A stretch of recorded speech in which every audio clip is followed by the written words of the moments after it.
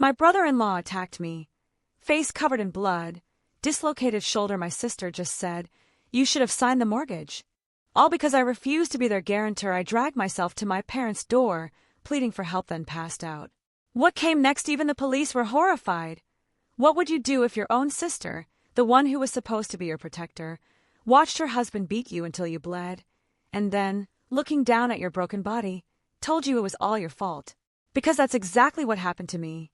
And it all started with a simple request to sign a mortgage. I'm Audrey, I'm 32, and my life changed forever on a quiet Thursday evening, thanks to my sister, Natalie, and her husband Greg. Growing up in a modest neighborhood in Michigan, Natalie was my everything.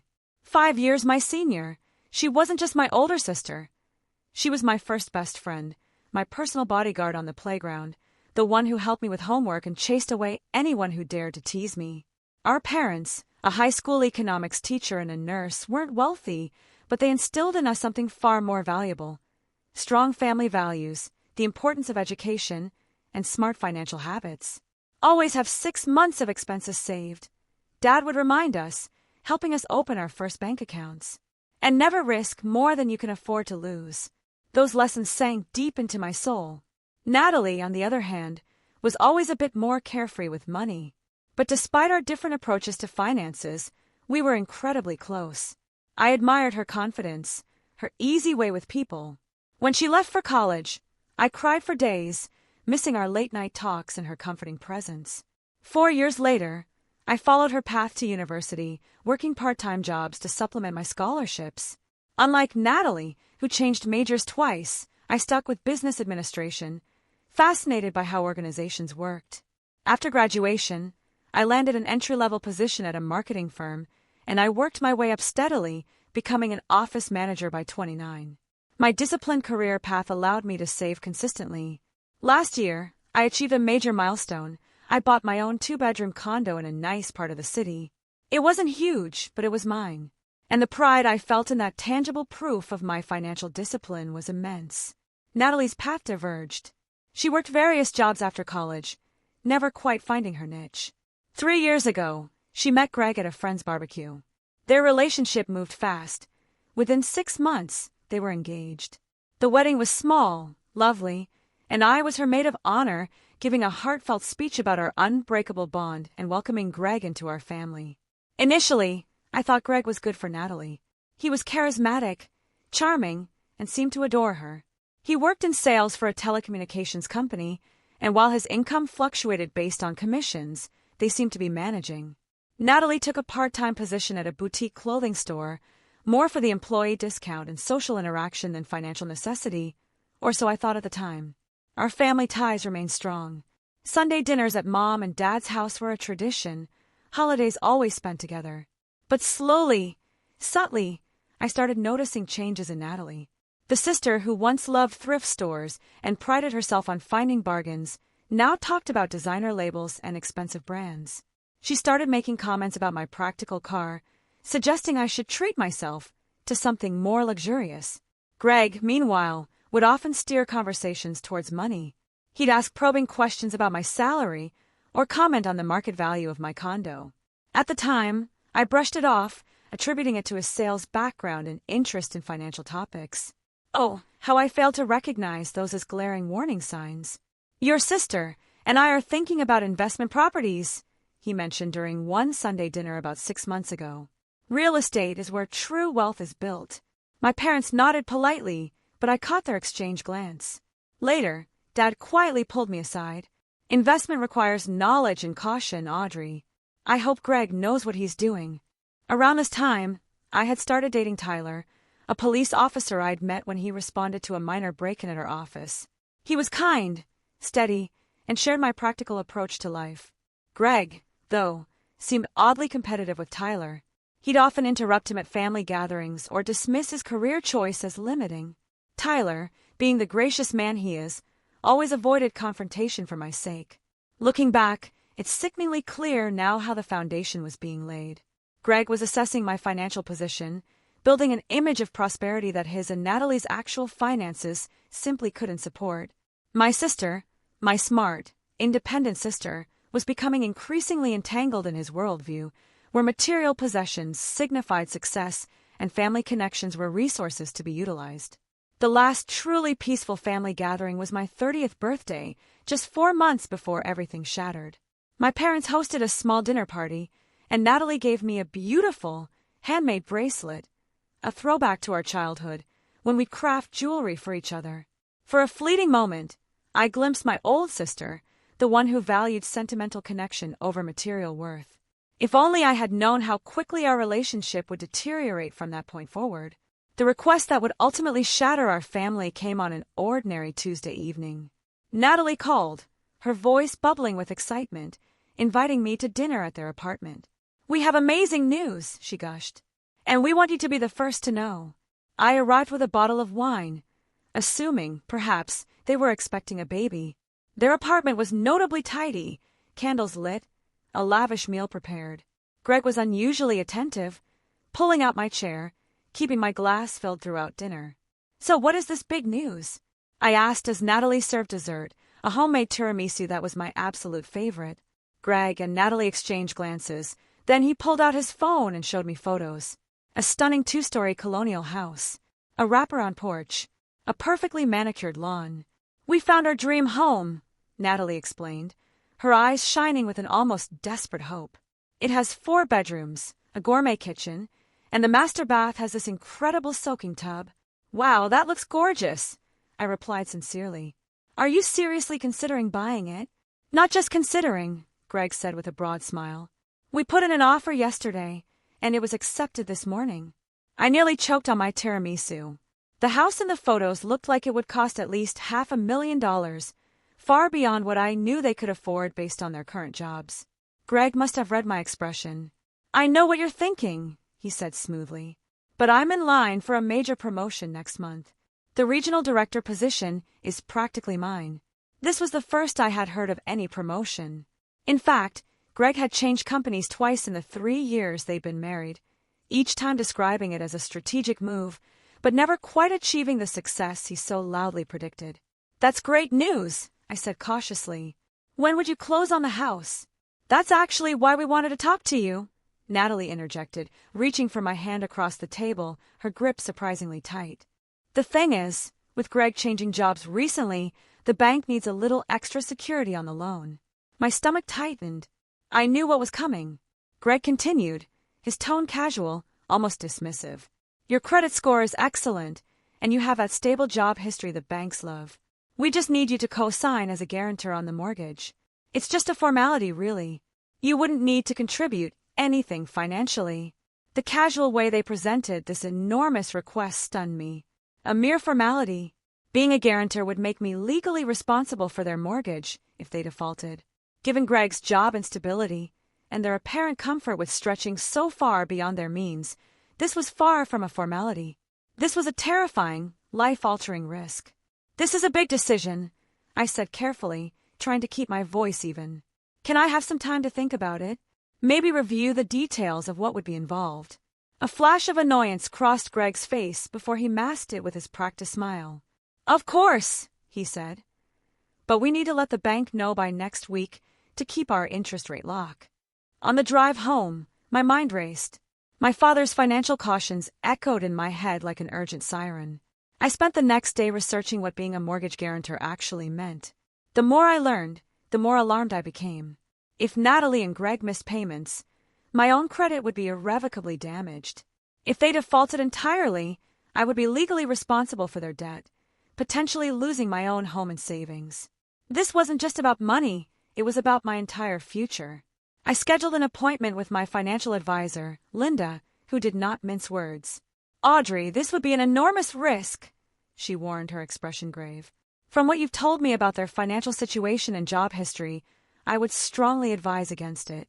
3 days after the dinner, I invited Natalie for coffee, hoping to have a reasonable conversation without Greg present. We met at our favorite cafe, and I tried to approach the topic gently.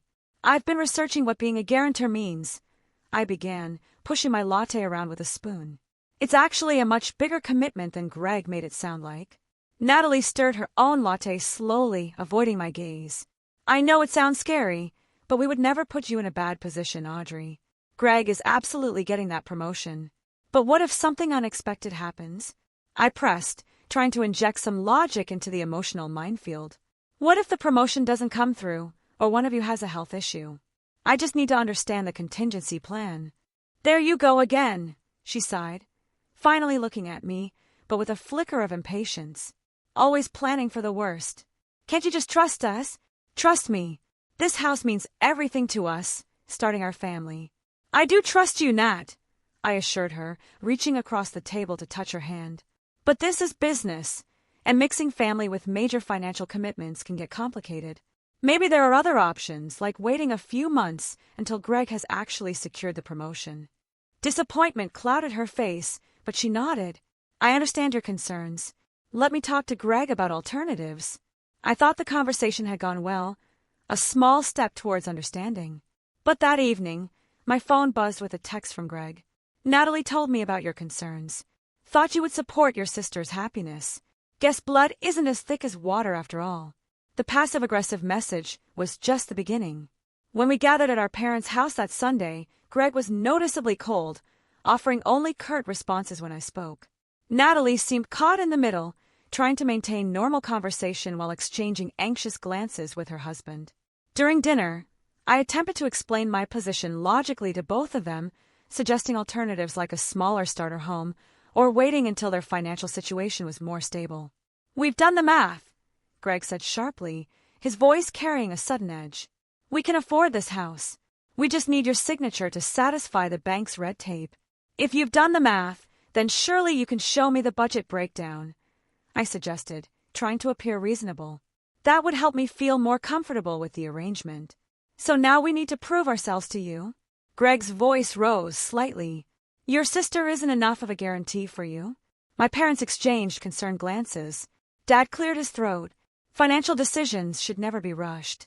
Maybe all of you need more time to consider options. There's no time, Greg snapped, his carefully constructed charm dissolving into anger. The housing market is competitive, and this opportunity won't wait. As the evening ended, Natalie hugged me stiffly. I thought I could count on you, she whispered, and the raw hurt in her voice pierced me deeply. My mother walked me to my car later, her hand resting gently on my arm. Be careful, Audrey, she advised, her eyes full of worry. Your father and I have noticed Greg can be intense about getting his way. Whatever you decide, make sure it's what you truly believe is right for you. That night, I called Tyler and explained the increasingly stressful situation. His concern was immediate, tangible. Audrey, this raises some red flags, he said, his voice serious. Financial entanglement is often the first step in controlling relationships. Just be careful, okay? And remember, saying no to something that makes you uncomfortable is not the same as saying no to your sister. His words strengthened my resolve. I needed to protect myself while desperately trying to preserve my relationship with Natalie. Little did I know how impossible that balance would become. 2 weeks passed with an uncomfortable, painful silence between Natalie and me. I tried reaching out several times, suggesting lunch, our usual weekend shopping trips, but received only brief, non-committal responses. Then, on a Tuesday morning, my cell phone rang while I was preparing for a staff meeting. Audrey, it's me. Natalie's voice sounded strained, brittle. The bank needs an answer by Friday. Greg and I have been patient, but we need to know if you're going to help us or not. I've given this a lot of thought. I began carefully, trying to choose my words with precision. And I just don't think I can take on that level of financial risk right now. Risk? What risk? Her tone sharpened, rising in pitch. This isn't about risk, Audrey. This is about family loyalty. Remember when I loaned you $300 for your car repair in college? I didn't ask questions or worry about risk. The comparison between a small, short-term loan and a 30-year mortgage guarantee was so absurd, so manipulative, that I was momentarily speechless. Before I could formulate a response, Natalie continued. Mom and Dad are disappointed, too. They raised us to support each other. This surprised me. Have they said that to you directly? I asked, a new suspicion forming. They didn't have to. It's obvious how family is supposed to work, she retorted, her voice hardening. Greg says your boyfriend is probably poisoning you against us. Tyler has never liked Greg. The conversation deteriorated further, ending with Natalie in tears and me feeling a toxic mix of guilt and utter manipulation. I called my parents immediately after. As I suspected, they had never expressed disappointment in my decision. In fact, they had told Natalie and Greg to respect my choice. The next escalation came without warning.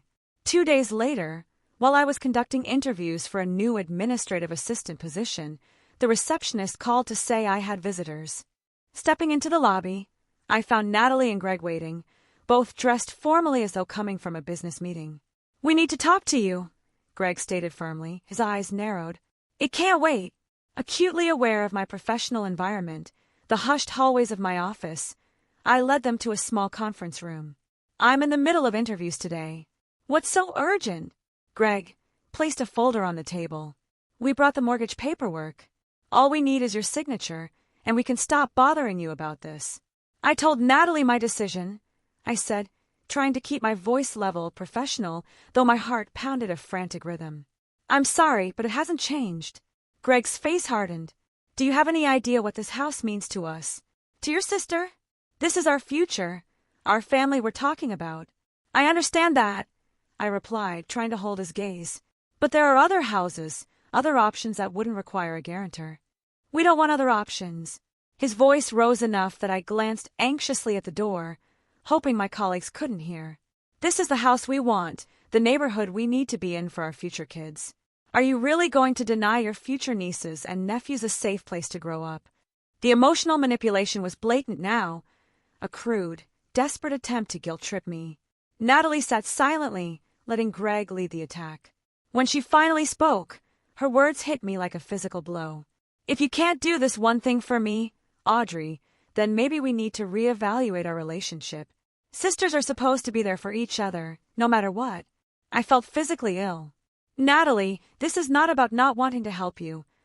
I pleaded, my voice thin. "This is about making a sound financial decision that protects all of us." "Protects you, you mean?" Greg sneered, a venomous edge to his voice. "Always looking out for yourself first, right?" When they finally left, I was shaking, my composure utterly shattered. I called Tyler during my lunch break and described the ambush. "This is getting out of hand," he said, concern evident in his voice. "They're using emotional blackmail to pressure you into a legally binding financial commitment. Have you considered talking to a lawyer about this?" "A lawyer? They're family, not criminals," I protested, still reeling from the idea.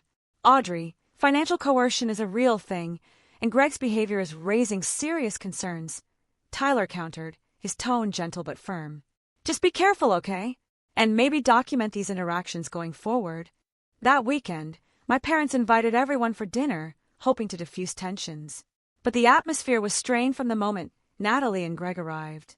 My mother tried valiantly to maintain normal conversation, asking about work, sharing neighborhood news.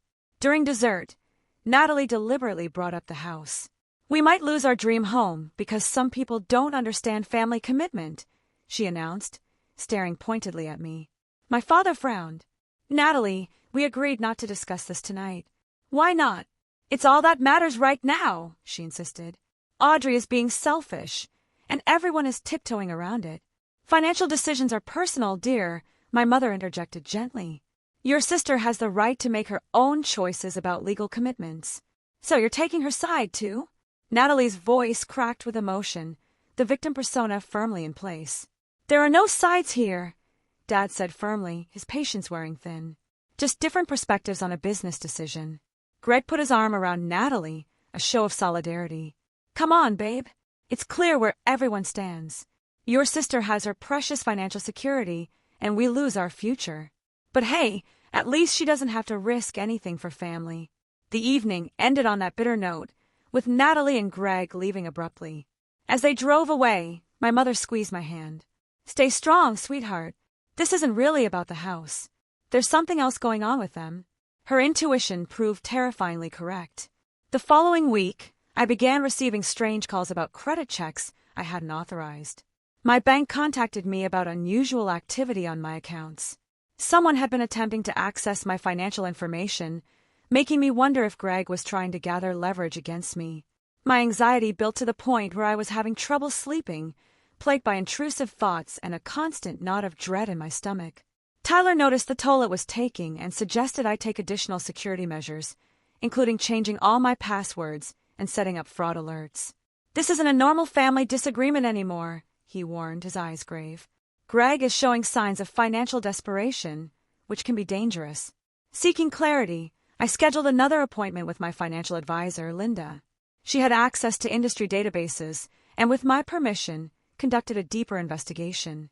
"Audrey, there are some serious red flags here," she said gravely during our meeting. "Greg has significant undisclosed debt. There are multiple maxed-out credit cards, a personal loan in collections, and a previous mortgage default from before his marriage to your sister. If you were to become their guarantor, you would be taking on far more risk than you realize." This information stunned me. A previous mortgage default, collections, maxed-out cards. My head reeled. Did Natalie know about Greg's financial history? Or was she being deliberately kept in the dark? Was this why they were so desperate for my guarantee? Either my sister was being cruelly deceived by her husband, or she was complicit in hiding this devastating information from me. The thought alone was a fresh betrayal. Armed with this knowledge, I made my final irrevocable decision. I would refuse the guarantor request. But I wouldn't just say no. I spent an evening preparing an information packet for Natalie and Greg, organizing it meticulously in a professional folder with tab sections and highlighted options. The material included alternatives to having a guarantor, such as first-time homebuyer programs, listings for more affordable homes in safe neighborhoods, and contact information for mortgage brokers who specialized in challenging financial situations. I truly believe that by offering solutions rather than just a flat rejection, I could still preserve my relationship with my sister while protecting myself financially. It was an approach born of hope, of familial love, but it severely underestimated the raw desperation driving Greg's behavior and the extent to which Natalie had surrendered her independent judgment to her husband. It was a quiet Thursday evening when everything exploded. I had just finished preparing that information packet, feeling a fragile sense of accomplishment. Instead of just saying no, I was offering constructive alternatives. Maybe this would help repair the growing rift with my sister. I had even ordered delivery from Natalie's favorite Thai restaurant as I worked, thinking comfort food might help me relax after weeks of tension. At 9:30 p.m., an aggressive, frantic pounding on my door startled me. My heart leaped into my throat. Through the peephole, I saw Greg's distorted face, contorted with rage. Natalie stood behind him, her arms crossed tightly across her chest, looking pale and tense. "Audrey, open the door! We know you're in there!" Greg shouted, pounding again, each thump rattling the frame and my nerves. My heart raced. Not answering seemed impossible. The noise would surely disturb my neighbors. Calling Tyler crossed my mind, but he was working a night shift and wouldn't be able to respond immediately. "Just a minute!" I called quickly, my voice wavering, as I frantically texted my location to Tyler with a brief, "Greg here," very angry message. Then, I opened the door, with the security chain still engaged. "What is going on? Why are you pounding on my door this late?" Greg's face was flushed, his eyes bloodshot. I could smell alcohol on his breath. "Take off the chain, Audrey. We need to talk." "It's pretty late." I tried to demur. "Can this wait until tomorrow? I actually have some information I was going to bring over to you guys this weekend." "Tomorrow!" Greg laughed bitterly, a harsh, humorless sound. "There is no tomorrow. The bank called. We lost the house because you were too selfish to help us." Before I could respond, he slammed his shoulder against the door with enough force to break the security chain with a sickening crack. I stumbled backward as Greg pushed his way into my apartment. Natalie, following behind him, looked pale but resolute, a silent accomplice. "Greg, you need to leave right now," I said, trying to keep my voice steady, despite my trembling hands, as I reached for my phone. He snatched it from my hand, his grip surprisingly strong, and threw it across the room where it shattered against the wall. "Nothing about this is okay," he snarled. "Do you have any idea what you've done to us? To your sister?" "I didn't do anything to you," I protested, backing away, a rising tide of fear washing over me. "I just couldn't take on the financial risk of being your guarantor. But I've been researching alternatives that might work better for your situation." I gestured toward the folder on my dining table, its bright tabs now seeming mockingly cheerful. Greg followed my gaze, strode over, and flipped through its contents. Cheaper houses, first-time buyer programs. His voice dripped with contempt, his lip curling. You think we want your charity? Your condescending little solutions. He grabbed the folder and threw it, sending the carefully compiled papers scattering across my living room floor like fallen leaves. Greg, please. Natalie finally spoke, but not to restrain him. Let's just go. She's made her choice. No, Greg insisted, turning back to me, his eyes burning with fury. I want her to understand what she has done. You know what the real estate agent told us today? That the sellers accepted another offer. Do you know why? Because they got tired of waiting for our financing to come through. Financing that would have been secured weeks ago if you had just signed the papers. His face was inches from mine, spittle flying as he shouted. The alcohol smell was stronger now. I'm sorry you lost the house, I said, trying one last time to de-escalate the volatile situation. But there will be other houses, better ones that you can afford without needing a guarantor. Afford? Greg's laugh was ugly, a guttural sound. You think you know everything about our finances, about what we can afford? Actually, I do know some things, I said, my fear beginning to transform into a cold, hard anger. I know about the maxed-out credit cards, Greg, and the personal loan and collections, and your previous mortgage default. The color drained from his face, replaced by a ghastly white. His eyes widened, a flicker of panic mixed with pure hatred. You had no right to look into my financial history, he hissed. I had every right when you were asking me to guarantee hundreds of thousands of dollars. I countered, my voice shaking but firm. Did Natalie know about all this? Did you tell her before you pressured me to put my financial future on the line? I looked at my sister, whose expression had shifted from resolve to confusion, a dawning horror in her eyes. Natalie, did you know? Don't talk to her, Greg growled, stepping quickly between us, a predatory glint in his eyes. This is between you and me now. No, it's not, I insisted, trying to move around him to see my sister, to reach her, to understand. Natalie deserves to know the truth if she doesn't already. Greg has serious financial problems that he's been hiding. Shut up, Greg roared, and before I could react, his hand shot out, shoving me hard against the wall. The back of my head hit with a sickening thud, momentarily disorienting me, stars exploding behind my eyes. Greg! Natalie gasped, a small, choked sound, but made no move to intervene. I tried to push away from the wall, but Greg grabbed my shoulders, his fingers digging into my flesh, and slammed me back again. Pain exploded through my right shoulder as something gave way with an audible pop. I screamed, a raw, primal sound of agony, which seemed only to further enrage him. You think you're so much better than us with your perfect credit score and your responsible job? He snarled, his face inches from mine, spittle flecking my cheek. Always judging, always thinking you know best. I raised my good arm instinctively to protect my face, but he caught my wrist and twisted it painfully. Stop it! You're hurting me! I cried out, my voice hoarse, looking desperately toward my sister. Natalie, please! Help me! What happened next was a blur of motion and excruciating pain.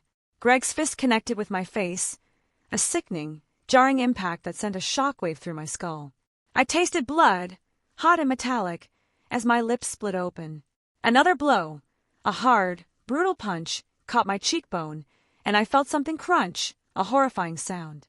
Warm liquid began flowing down my face, stinging my eyes, as I collapsed to the floor, my dislocated shoulder sending waves of blinding agony through my entire body. Through tear-blurred, pain-filled vision, I saw Natalie standing frozen, her hands covering her mouth, watching as her husband assaulted her sister. I reached toward her with my good arm, my fingers outstretched, pleading. Natalie, please! I begged, my voice barely a whisper. She finally moved, taking a single step forward. Greg, that's enough. Let's go. Not to help me, not to stop him, just to leave. Greg stepped back, breathing heavily, looking down at me with contempt rather than remorse. You brought this on yourself, he spat, his voice thick with loathing. As they moved toward the door, I managed to choke out her name. Every ounce of my remaining strength poured into it. Natalie, how can you let him do this? My sister paused in the doorway, her face a mask I couldn't recognize. The stranger wearing my sister's face looked at me coldly, her eyes devoid of warmth, and said the words that would haunt me, burrow into my soul for years to come. "You should have just signed the mortgage."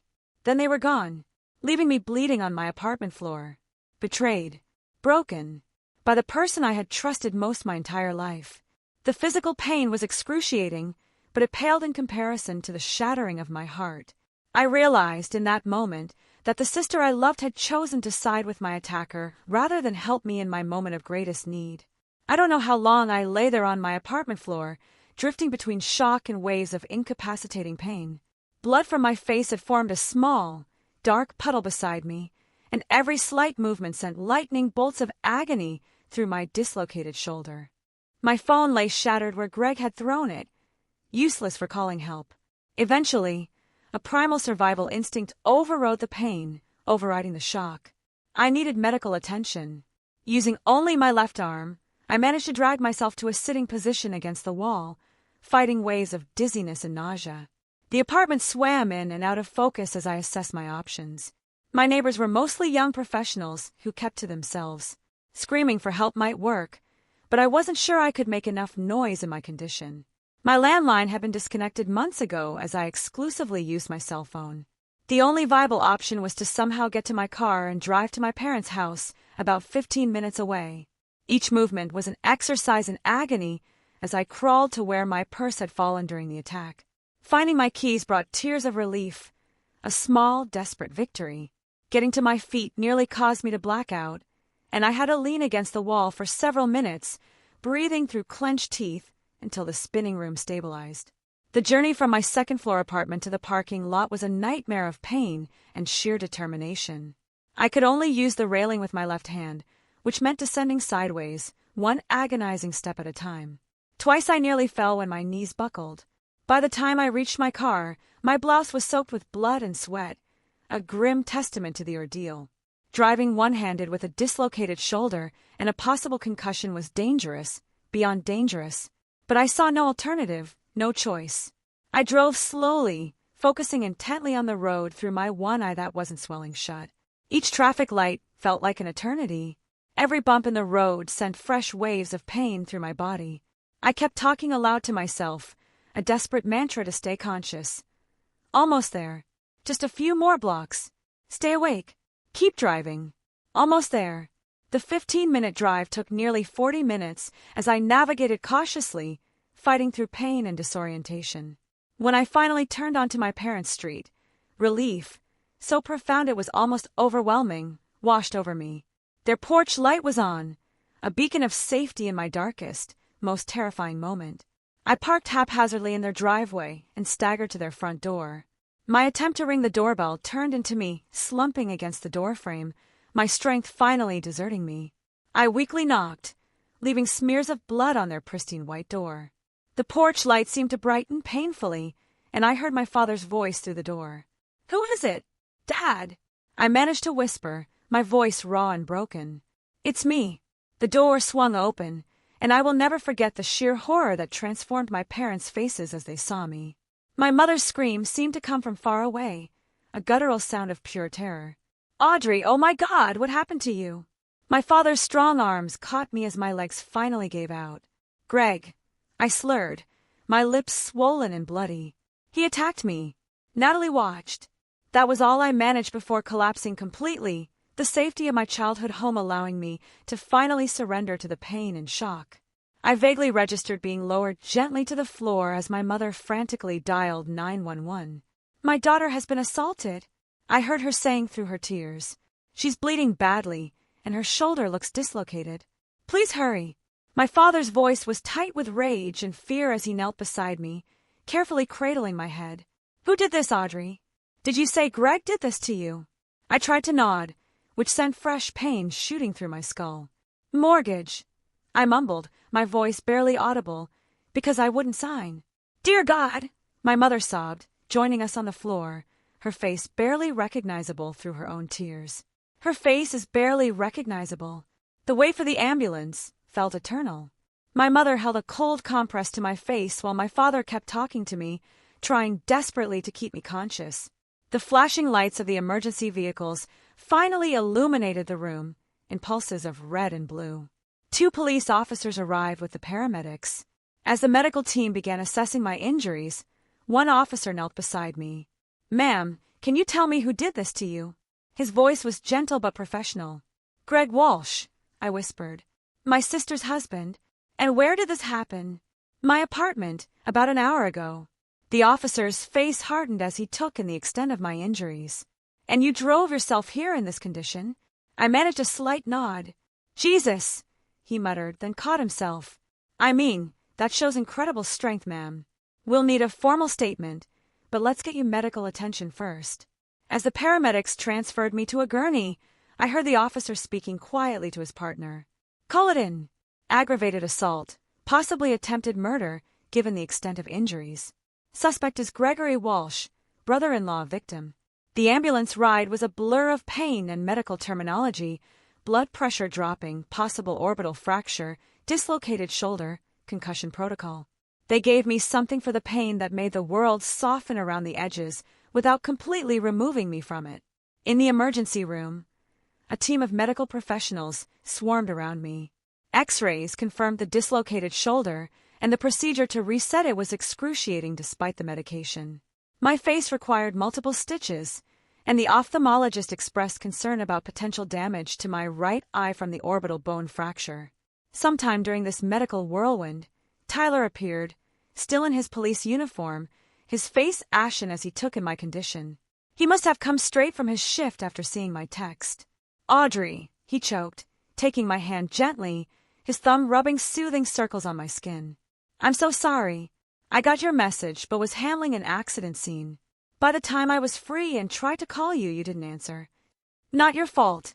I managed through swollen lips, already accepting the crushing reality of that night. His professional demeanor cracked, and I saw tears in his eyes before he blinked them away. "The responding officers are colleagues of mine. They're already looking for Greg. Do you want me to step out while you give your statement, or would you like me to stay?" "Stay," I whispered, my voice raw. "Please stay." The detective who took my initial statement was compassionate but thorough, recording every agonizing detail of the attack. When I described Natalie's response, her utter inaction, and her final devastating words, his pen paused momentarily over his notepad. "Your sister witnessed the entire assault and did nothing to intervene or call for help?" "Yes," I confirmed, the betrayal still fresh and raw, a gaping wound in my soul. "She watched, then left with him." My parents arrived at the hospital after giving their own statements about my condition when I reached their home. My father's face was tight with controlled fury. My mother's eyes were streaked with tears. They spoke with the doctors, arranged for my overnight admission for observation due to the concussion, and assured me they would handle everything. As the pain medication finally pulled me towards sleep, I heard Tyler speaking quietly with my parents in the hospital room. "This goes beyond a domestic dispute," he was saying, his voice grave. "The level of violence, the premeditation in going to her apartment, breaking and essentially, we're looking at serious felony charges." "And Natalie?" my mother asked, her voice breaking, the question heavy with grief. "Our own daughter watched this happen and did nothing."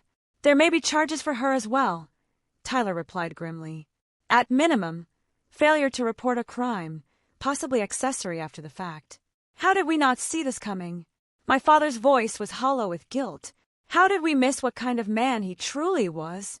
"Abusers are often skilled at presenting different faces to different people," Tyler explained gently. "And financial desperation can trigger violence in people with underlying control issues."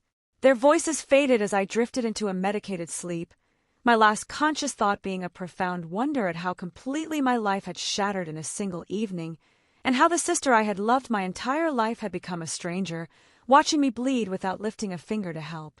The morning after the assault brought harsh fluorescent lights, the sterile smell of hospital disinfectant, and the full, crushing reality of what had happened. My parents were already there when I awoke, my mother dozing fitfully in the visitor's chair while my father stood at the window, staring out with the rigid posture of a man containing volcanic rage. A nurse came in to check my vitals and carefully changed the dressing on my face. She held up a small mirror, and I hardly recognized the person staring back at me. My right eye was swollen completely shut, surrounded by deep purple bruising that extended across my cheekbone. Stitches zigzagged across my eyebrow and upper lip. My face was so distorted by swelling that I looked like a grotesque caricature of myself. The swelling will go down significantly over the next few days, the nurse assured me kindly, her voice soft. And the plastic surgeon did an excellent job with the stitches. The scars should be minimal. Scarring. I would have scars from this. Physical reminders of my sister's betrayal that I would see every time I looked in a mirror. The thought brought fresh tears, which stung the cuts on my face. 2 police officers arrived mid-morning, neither of them Tyler, to avoid any conflict of interest given our relationship. One introduced herself as Detective Sarah Martinez, a member of the Domestic Violence Unit. Her partner, Officer Jenkins, had kind eyes that contrasted with his imposing physical presence. Miss Moore, I know this is difficult, but we need to take your formal statement about what happened last night, Detective Martinez explained, her voice calm and steady. We'll need to photograph your injuries as well, if that's all right. For the next hour, I recounted every harrowing detail of the attack, from the moment Greg pounded on my door to his brutal assault, to Natalie's final devastating comment before they left me bleeding on the floor. Officer Jenkins documented my injuries with a camera, his jaw tightening visibly as he photographed the extensive bruising on my shoulder and face. Have they found Greg yet? I asked when they had finished. Detective Martinez shook her head. Not yet, but we have officers at their apartment and your sister's workplace. There's an alert out for his vehicle. We will find him. And my sister? The officers exchanged glances. We would like to speak with her as well.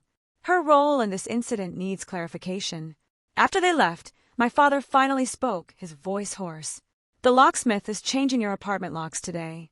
You will stay with us when you are released until we figure out something more permanent. Dad, I can't impose on you and Mom like that.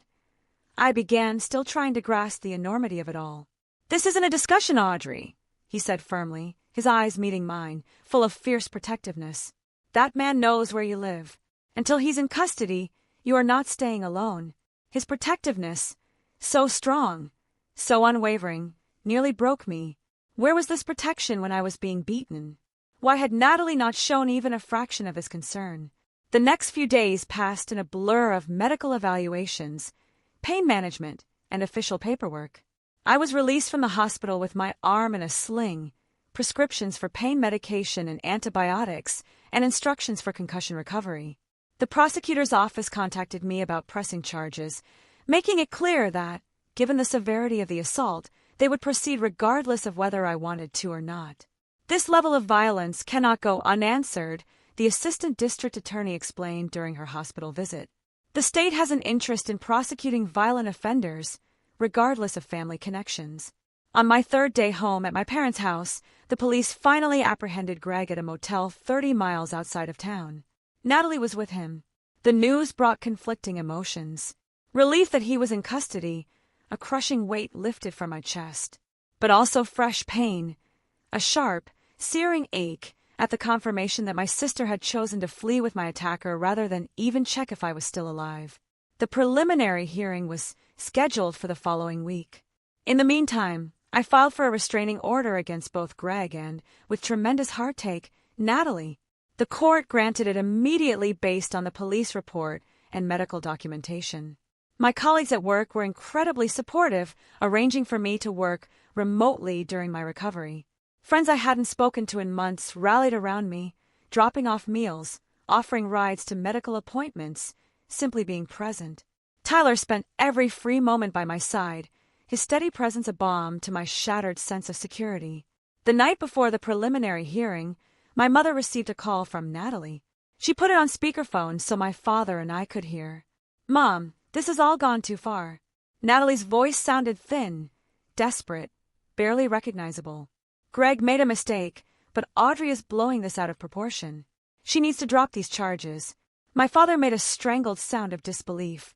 My mother's voice, when she responded, was ice cold, harder than I had ever heard it. A mistake. Your husband broke into your sister's home and beat her so severely she needed to be hospitalized. She drove herself to our house with a concussion and dislocated shoulder because you left her bleeding on the floor. You don't understand.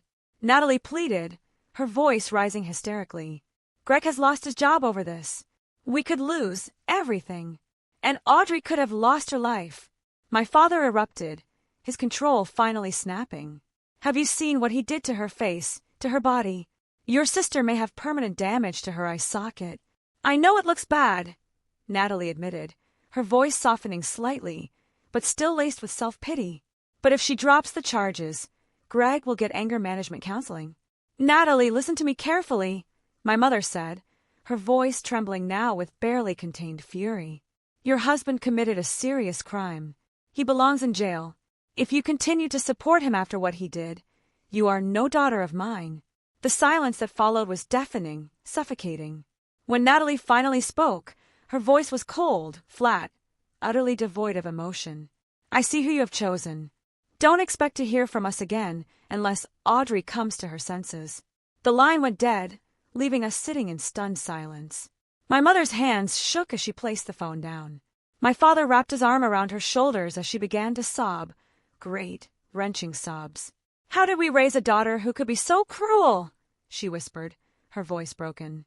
Where did we go wrong with her? This isn't your fault, Mom, I said, reaching for her hand across the table, my own heart aching for them. Greg has been manipulating her for years. We just didn't see it clearly until now. The preliminary hearing the next day was my first time seeing Greg and Natalie since the attack. Entering the courtroom with Tyler and my parents flanking me protectively, I felt physically ill at the sight of them. Greg sat beside his attorney, dressed in a suit that seemed deliberately too large, perhaps to make him appear smaller and less threatening. Natalie sat directly behind him, her face a mask of bitter resentment.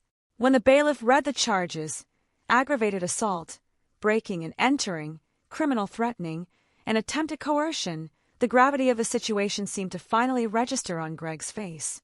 His attorney entered a not guilty plea, requesting bail despite the prosecutor's impassioned argument that Greg posed a flight risk and a danger to the community. The judge set bail at $100,000 with strict conditions, including GPS monitoring and explicit orders to have no contact with me or my family. As Greg was led away to process the bail requirements, Natalie caught my eye across the courtroom. There was no remorse in her gaze, no sadness, only cold accusation, as though I were the one who had destroyed the family. Outside the courthouse, reporters had gathered, alerted to the case by police records. My father shielded me from their cameras, while Tyler helped me into the car. The local news that evening featured my bruised face as evidence of the violence that had erupted over what they called a family financial dispute. Over the following weeks, as my physical injuries began to heal, the emotional trauma intensified, burrowing deep into my psyche. I started seeing a therapist who specialized in both physical trauma and family betrayal. She diagnosed me with post-traumatic stress disorder, explaining that the betrayal by my sister had compounded the trauma of the physical attack.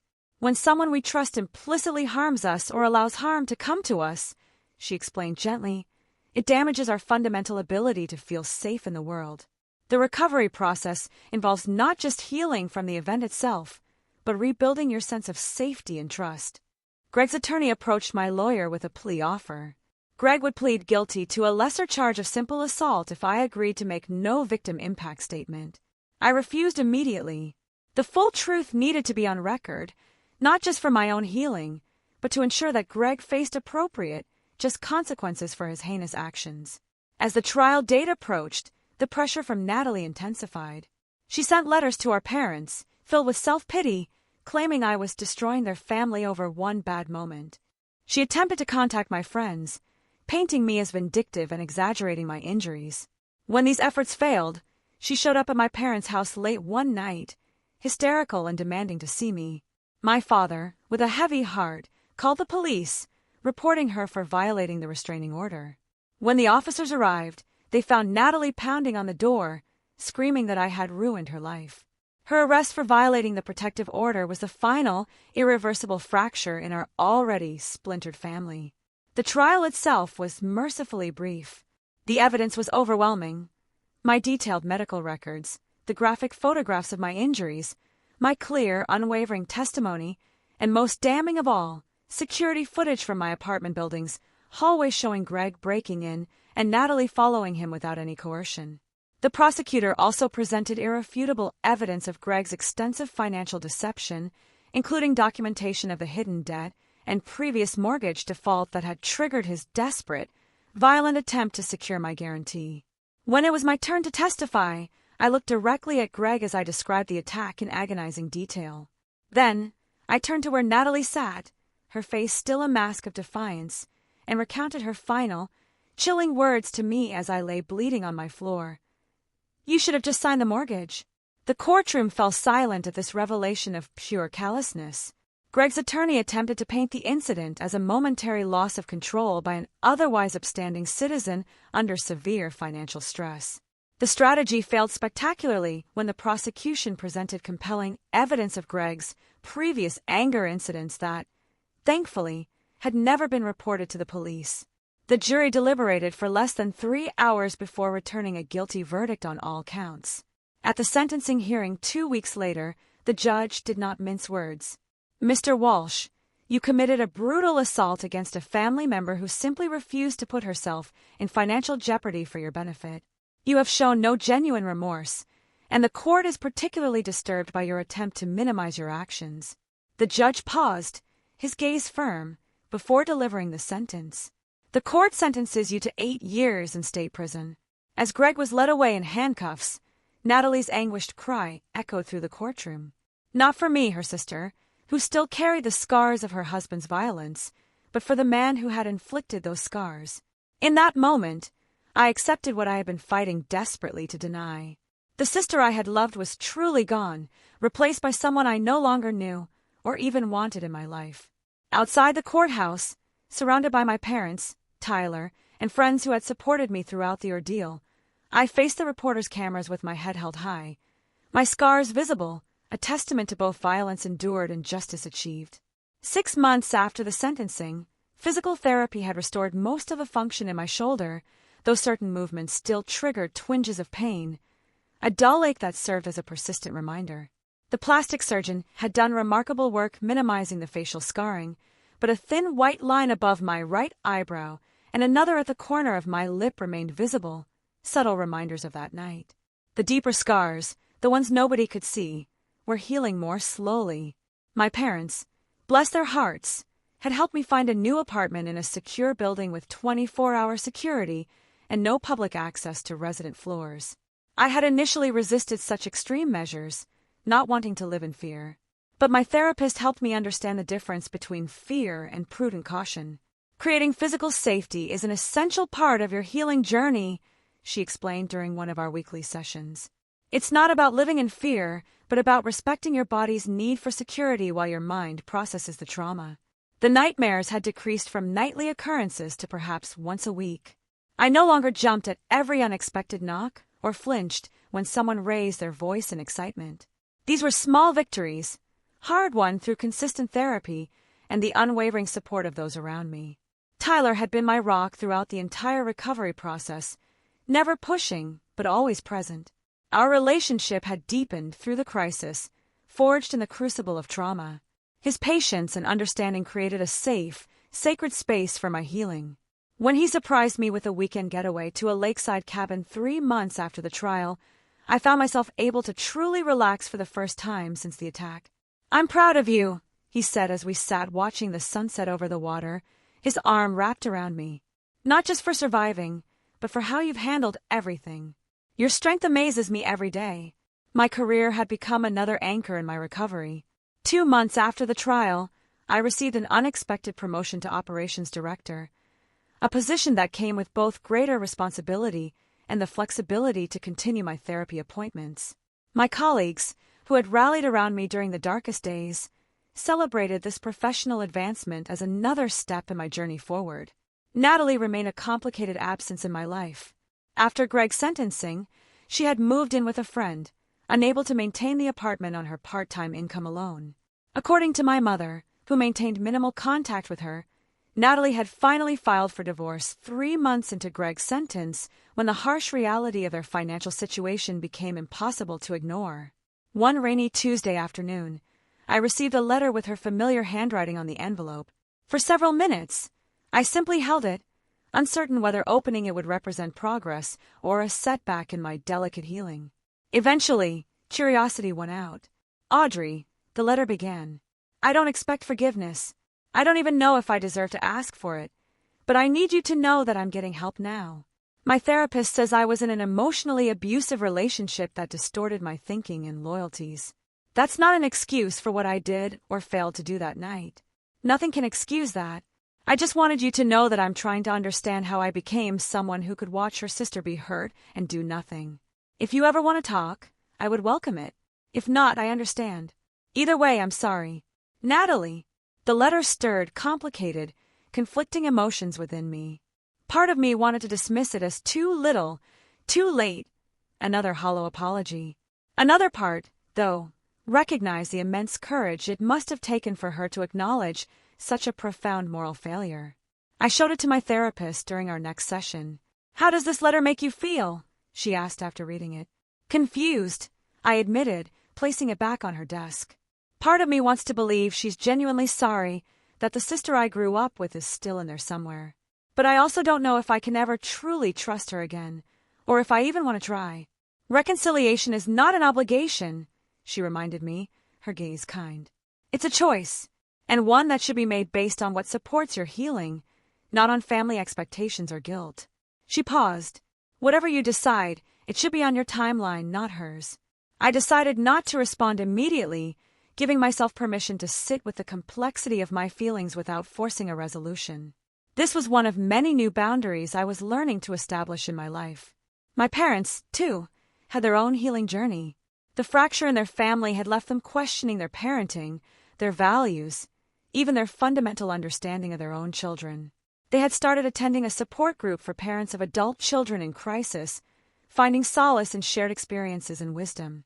"We always thought family meant supporting each other no matter what," my father reflected during a quiet dinner at their house. "Now we understand that true support sometimes means holding people accountable, even when it hurts." My mother reached across the table to squeeze my hand. "We'll always regret not seeing the warning signs with Greg, but we are so proud of how you've handled this, Audrey. You showed us what real strength looks like." As my confidence slowly rebuilt, I found myself drawn to sharing what I had learned. 6 months after the trial, I approached the local community college about hosting a financial education workshop specifically designed for women. The focus was on financial independence as a form of self-protection, covering everything from building emergency funds to understanding the legal implications of co-signed loans and joint accounts. The first workshop drew 30 participants. By the third monthly session, we had to move to a larger venue to accommodate over 70 women. Some came from the local domestic violence shelter. Others were students or working professionals. The common thread was a desperate desire for financial knowledge as a pathway to security and independence. Tyler attended the fourth workshop, sitting quietly in the back of the room, observing with a proud smile. Afterward, as I gathered my materials, he approached with a small velvet box in his hand. "I was going to plan some elaborate proposal," he said, his voice uncharacteristically nervous, but his eyes full of warmth. "But watching you tonight, seeing how you've transformed your pain into purpose, I couldn't wait another day to ask you to share your life with me." The ring was simple and elegant, a single diamond in a classic setting. It represented everything I had come to value: clarity, strength, and the enduring beauty that emerges from immense pressure. My immediate instinct was to say yes, a rush of emotion threatening to overwhelm me. But I paused, honoring the promise I had made to myself about making deliberate rather than reactive decisions. "Can I think about it?" I asked gently, not because I don't love you, but because I want to be sure I'm saying yes for the right reasons, not from fear or dependency. His smile was tender, filled with understanding. "Take all the time you need. The question will still be here when you're ready to answer." 2 weeks later, after deep reflection and a candid discussion with my therapist about healthy versus reactive relationship choices, I gave him my answer over dinner at my new apartment. The yes came not from fear or need, but from a profound place of strength and genuine, conscious choice. As spring turned to summer, I found myself volunteering at the same domestic violence shelter whose residents had attended my workshops. Once a week, I sat with women whose stories echoed aspects of my own, offering not just practical advice, but living proof that survival and rebuilding were possible. The hardest lesson I learned, I told a group during one session, my voice steady, was that family is not defined by blood or obligation. True family consists of people who protect rather than endanger you, who respect your boundaries rather than demand their violation, who value your well-being as much as their own desires. 1 year to the day after the attack, I stood before the bathroom mirror and really looked at my scars. The physical marks had faded significantly, though they would never disappear completely. I traced the thin line above my eyebrow gently, no longer seeing it as a mark of victimhood, but as evidence of survival. That evening, Tyler and I hosted a small dinner party at my apartment, a deliberate reclaiming of space that had once been violated.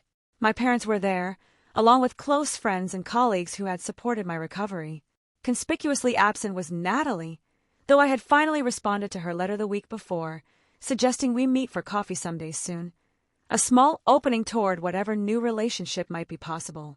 As we raised glasses in a toast, I looked around at these people who had become my chosen family, who had demonstrated through actions rather than mere words what love and support truly meant. The journey had been brutal.